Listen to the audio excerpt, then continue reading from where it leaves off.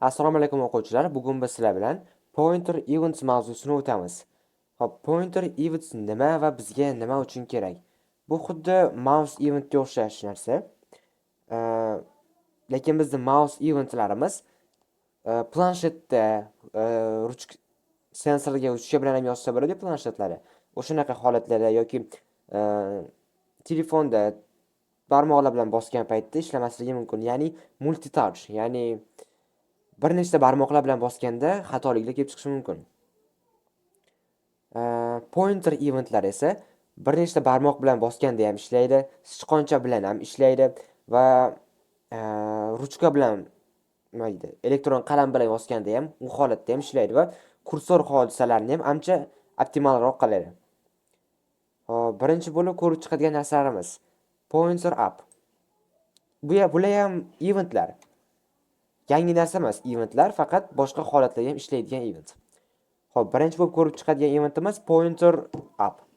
Bu xuddi mouse upga o'xshagan narsa. Tekshirib olamiz. Elementimiz bor. Bosamiz. Nimaga ikkita anaqa ochilib ketibdi. Birinchi mouse down'ni ko'rar ekanmiz.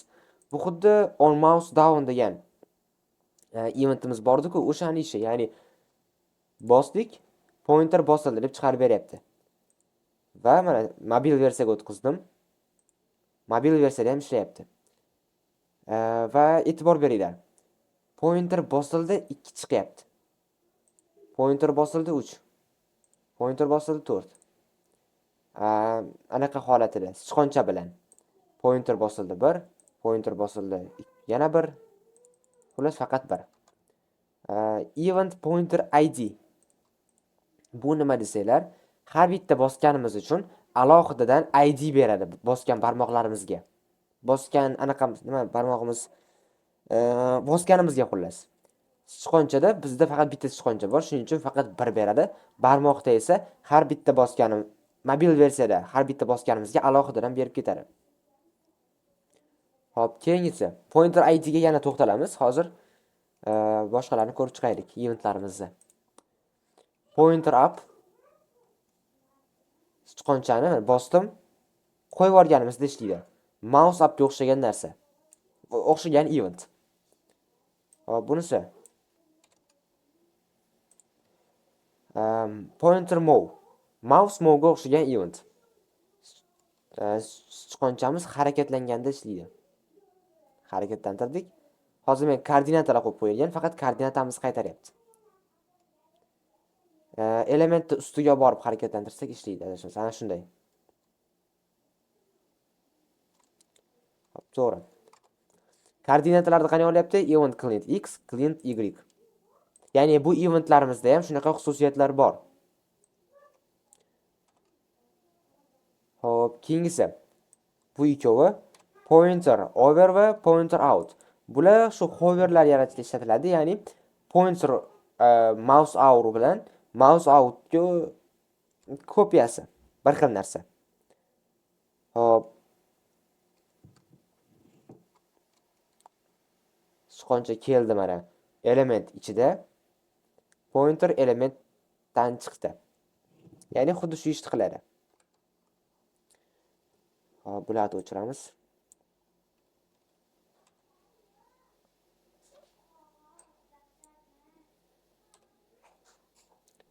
Hop, pointer cancel.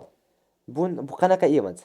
Browser hodisasi bekor qilinganda ishlaydi. Masalan, telefon bo'lib qolsa yoki sahifaga boshqa sahifaga o'tib ketib qolinsa.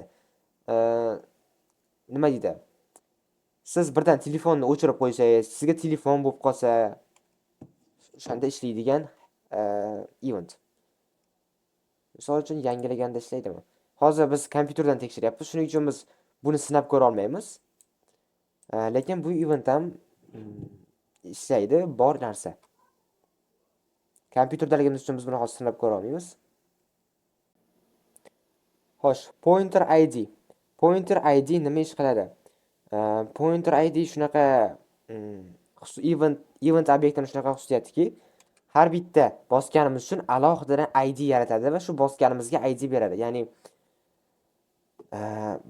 barmoq har bitta bosgan barmog'imizga alohidadan ID berib ketadi. Agar biz 4-5 ta barmog'imiz bilan bostirsak telefonni, har bittasi uchun alohida ID beradi. Lekin bizda mana mobil versiyada har bittasi nimaga ishlamayapti?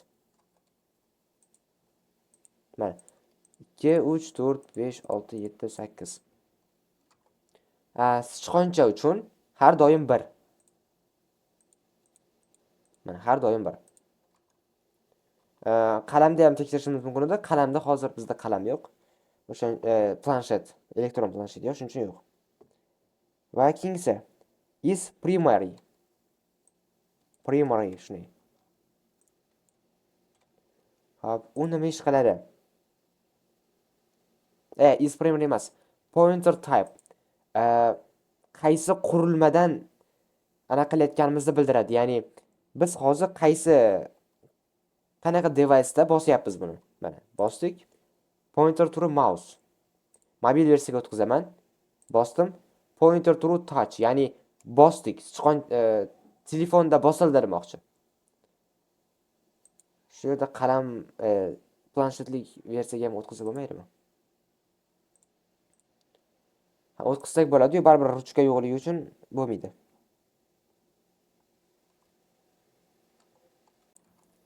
Mana endi is primary ga keldik. Is primary. Bu event emas, bu event obyektimizning xususiyatlaridan bittasi. Xo'p, nima xususiyat bu? Nima ish qiladi desanglar, bu o'zida true yoki false saqlaydi. Qanaqa vaziyatda true, qanaqa vaziyatda false bo'ladi. Agarda bizda anaqamiz bosganimizda bu birinchi marta bosishimiz, birinchi barmog'imiz bo'lsa,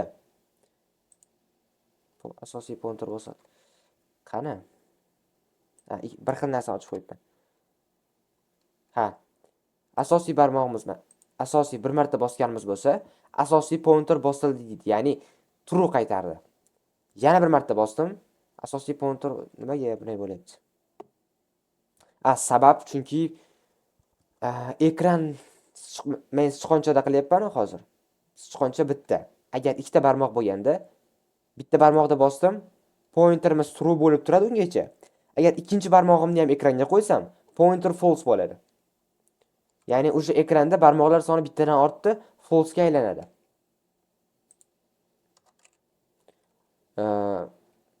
Xullas shu esingizda qolsin. Bitta barmoqda bossak, ekranimizda bitta barmoq turgan bo'lsa, bosilib pointer true bo'ladi. Agar ikkita bo'lsa, pointer false bo'ladi. Is primary demoqchi edim, uzr. Is primary. Primary.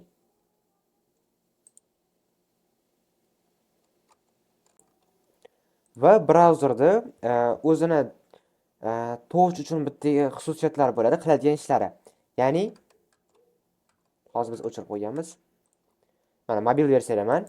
Scroll qilish yoki zoom, ya'ni yaqinlashtirish, yaqinlashyapti, uzoqlashyapti. Bularda CSSdagi touch action orqali biz o'chirishimiz yoki ma'lum bir qismini o'chirib qo'yishimiz mumkin. Hozir men pen X qildim. Menda hozir scroll bo'lmaydi endi. Mana tepaga pastga tortyapman, scroll bo'lmayapti. Sahifani uzunligini men 500 piksel qilganman. 5000 piksel. Touch actionni pen X da o'chiraman. Mana endi scroll qilsam bo'ladi. Bu faqat mobil anaqalar uchun. Mobil qurilmalar uchun mana yoqdim.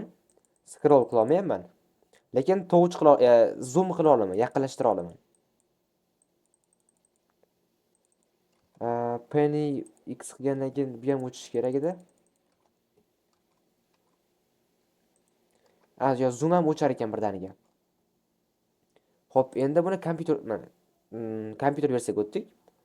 Mana scroll ishlayapti. Zoom ham ishlayapti. Ya'ni bu faqat mobil qurilma uchun ta'sir qiladi. Buni sizlar o'zingizlarning eventlaringni qo'shib ish qilayotgan vaqtingizda o'chirib qo'yishingiz mumkin.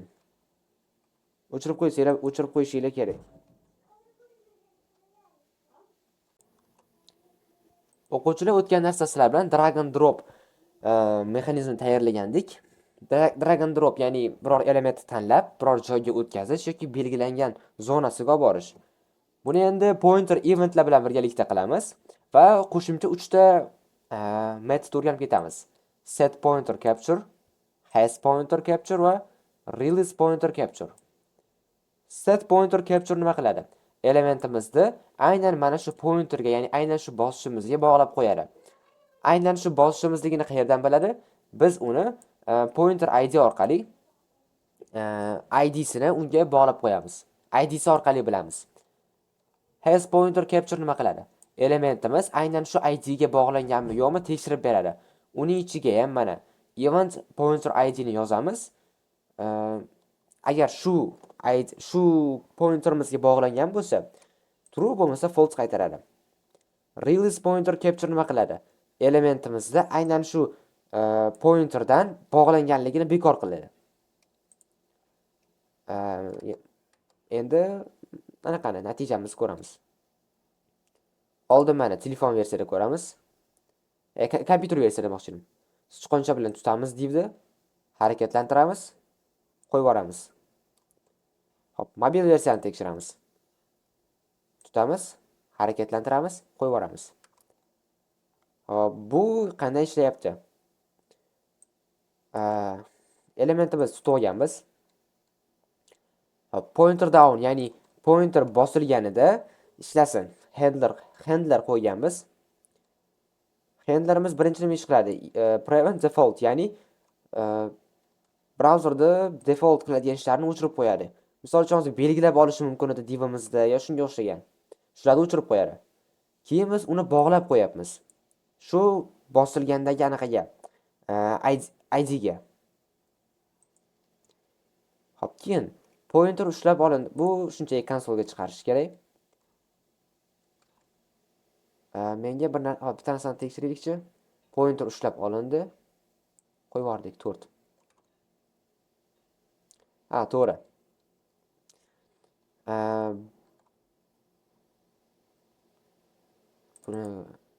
Buni ko'rib chiqdik. Keyingisi. Pointer move sichqoncha harakatlanganida tekshiradi. Sichqonchamiz aynan mana shu bosilgandagi harakatdanmi, ya'ni boshqa barmoqqa o'tib ketgani yo'qmi? Biz hozir bitta barmog'imiz bor, shuning uchun ham bizga bu keraksiz oddiy ko'rinyapti. Agar ikkita barmoqda bosilganida bu natija berardi, ya'ni birinchi bosilganimizdagi barmog'imizning ID'si bilan ikkinchi barmoq bosganimizdagi barmoqning ID'si ikki xil bo'lardi. Ikkinchi barmoq bilan biz birinchi bosganimizda tutganimizda harakatlantirib keta olmas edik. Chunki bu mana yerda ID'sini tekshirib oladi, keyin harakatlantiradi. Va oxirida pointerimiz bog'langanligini bekor qilyapti. Va bo'ldi. Mana bosdik, ID 6, qo'yib yubordik, ID hali ham 6. Keyingi safar bosganimizda o'zgaradi bu. Sichqoncha bilan har doim bir xil, chunki sichqoncha har doim bitta bo'ladi, ikkita sichqoncha bo'lmaydi.